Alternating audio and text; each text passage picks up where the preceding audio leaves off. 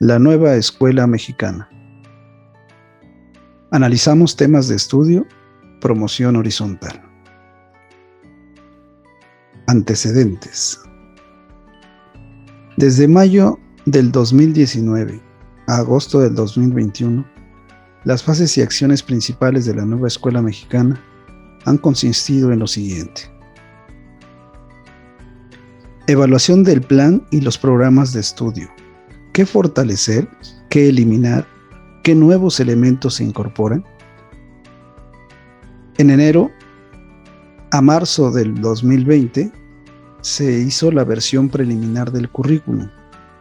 Para abril y junio del 2020 se finalizó con la discusión. En julio del 2020 se realizó la publicación del plan y programas de estudio. Así, para julio del 2020 al 2021, las acciones preparatorias para la puesta en marcha del currículum se dieron a efecto. En agosto del 2021 entran las etapas de la puesta en marcha en el currículum. En la primera fase fue el análisis técnico, la valoración en campo, grupos de enfoque con maestras y maestros. En el segundo punto fue analizar con los cuerpos directivos de la Secretaría de Educación Pública, los consejos de expertos, organismos de coordinación del Sistema Nacional de Mejora Continua de la Educación. En la fase 3 fue su análisis con grupos de enfoque con maestras y maestros, en general y por nivel. Para la siguiente fase, la discusión, la capacitación al magisterio, el desarrollo de las evaluaciones y la selección de materiales educativos. Así, en el año 2021 y 2022, de primero a tercero de preescolar, de primero a segundo de primaria y de primero de secundaria. La implementación para que en el año 2022 y 2023 toda la educación básica estuviera cubierta. Dentro de la nueva escuela mexicana encontramos un concepto que se llama inconexos, es decir, ciclos inconexos. ¿Por qué fueron considerados como ciclos inconexos? La educación se entendía como 3 niveles de ciclos inconexos. Se partía de la educación preescolar, primaria y secundaria, como el ciclo de educación básica, que se cumple en 12 años, después la media superior en 3 años y finalmente a nivel superior con diversas opciones hasta de 5 años. La educación se cumplía plenamente si se cubrían 20 años, iniciando a la edad de 3. Este trayecto tiene una mayor cobertura y calidad en zonas urbanas respecto a las zonas rurales, así como en las entidades del centro y norte respecto a las del suroeste. Educación básica, educación media superior y educación superior. Entre ellas hay cortes. En estos cortes es lo que se conoce como ciclos inconexos y se dan los abandonos entre cada corte. La mayor pérdida ocurre en el nivel secundaria a media superior. Las razones pueden ser económicas, sociales, de violencia o simplemente no se cubre con la demanda educativa. Por estas causas se replantea la educación. ¿Cuál es el propósito de la nueva escuela mexicana? Un propósito de la nueva escuela mexicana es el compromiso por brindar calidad en la enseñanza.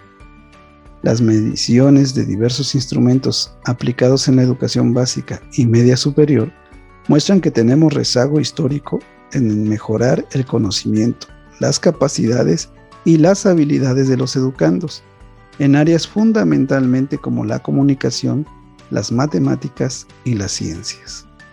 Se deja al lado la creencia de que el docente era el culpable de la baja calidad educativa, como así lo hacían notar las antiguas políticas educativas implementadas por gobiernos anteriores. Se procedió entonces a una gran consulta en foros abiertos en lo que las maestras y maestros, estudiantes, personal directivo, familiares y especialistas presentaron las ideas que fueron las bases del acuerdo por la educación que da lugar a la reforma de la Constitución en los artículos 3, 31 y 73.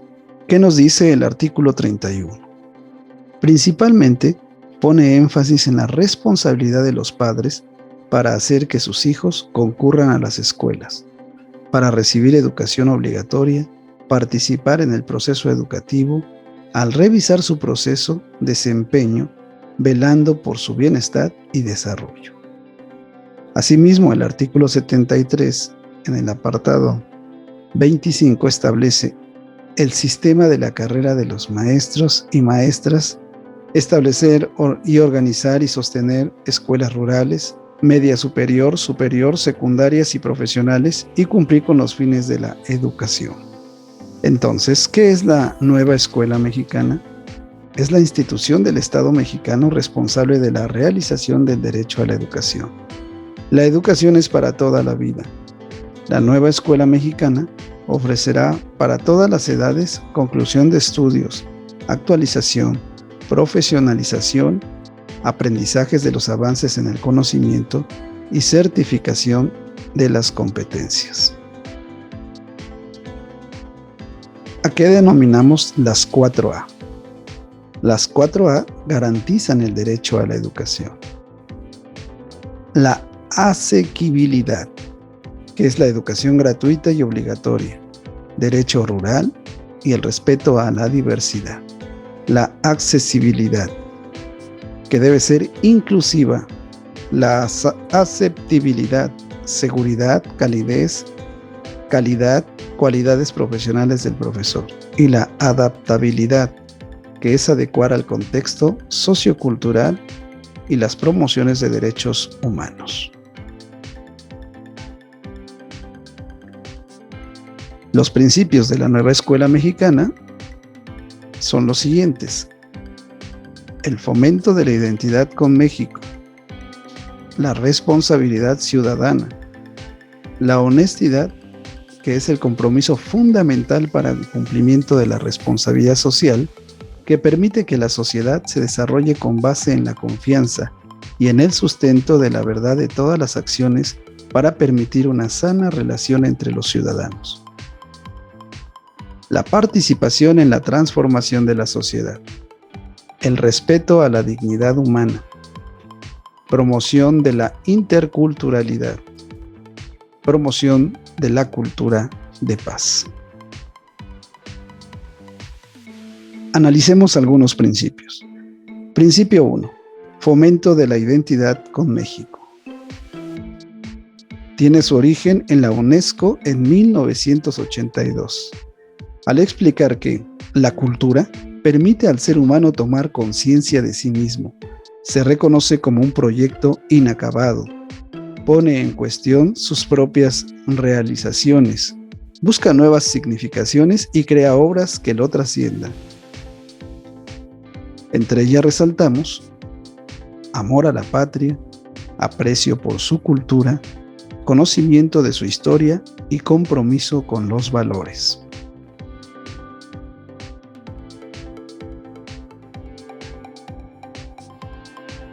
Principio 2. Responsabilidad ciudadana. La honestidad es el comportamiento fundamental para el cumplimiento de la responsabilidad social, que permite que la sociedad se desarrolle con base en la confianza y en el sustento de la verdad de todas las acciones, para permitir una sana relación entre los ciudadanos. Aceptación de derechos y deberes personales y comunes, respetar valores cívicos como la honestidad, el respeto, la justicia, la solidaridad, la reciprocidad, la lealtad, la libertad, la equidad, gratuidad. Así como por último, responsabiliza el ejercicio de las libertades. Principio 3. La participación de la transformación de las sociedades, que se pretende la superación de uno mismo en base para transformar a la sociedad. El sentido social de la educación, que implica una dimensión ética y política en la escuela, y construir relaciones cercanas, solidarias y fraternas que superen la indiferencia, la apatía, para lograr el conjunto, la transformación de la sociedad.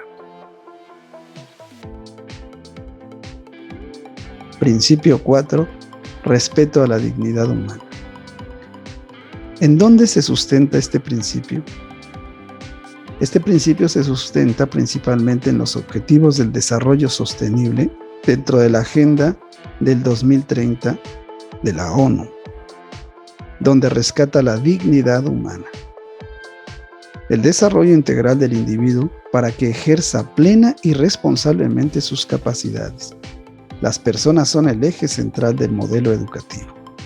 Todas y todos formamos una comunidad de seres humanos que se vinculan entre sí mediante el reconocimiento de su existencia, coexistencia y la igualdad de los demás.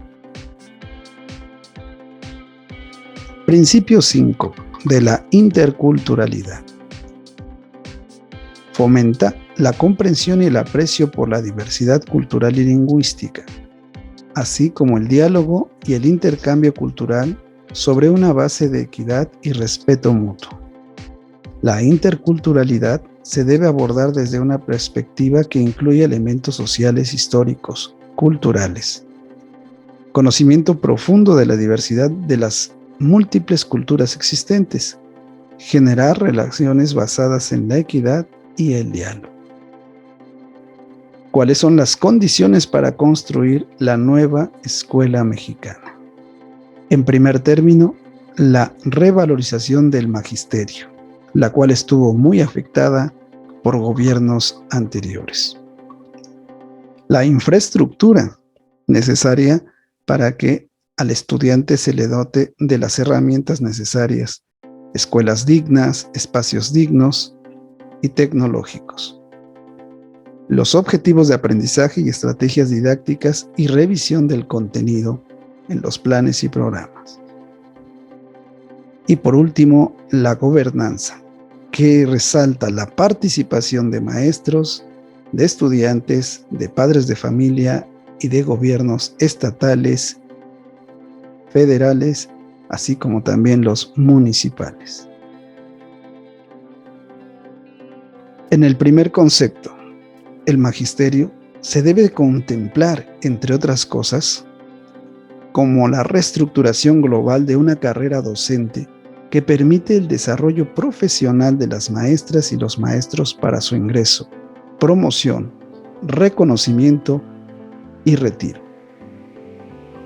Las acciones para ello es reestructurar la carrera global del desarrollo profesional, los esquemas de actualización y capacitación que recuperen las preocupaciones pedagógicas, creación de comunidades de aprendizaje, el estímulo y el reconocimiento y el acompañamiento en la preparación docente.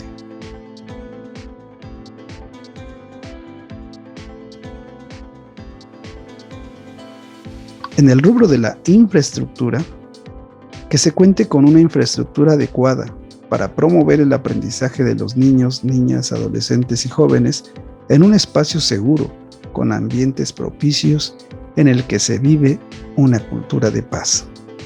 Las instalaciones están abiertas 7 días a la semana en horario ampliado, con acceso a los actores escolares y a la población escolar. Condiciones y servicios básicos. Adaptación necesarias para personas con discapacidad y áreas de esparcimiento.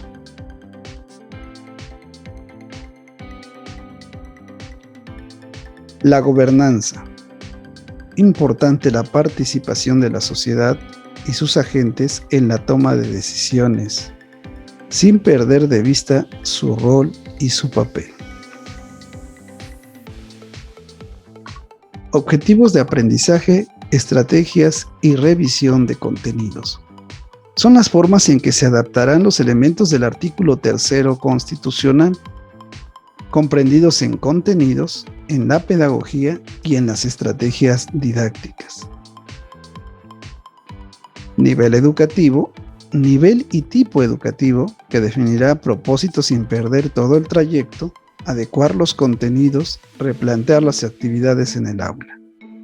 Todo esto nos llevará a un aprendizaje para la vida. En el próximo tema de estudio, el artículo 3º constitucional. Educación Humanista, un sitio de apoyo en casa. Suscríbete.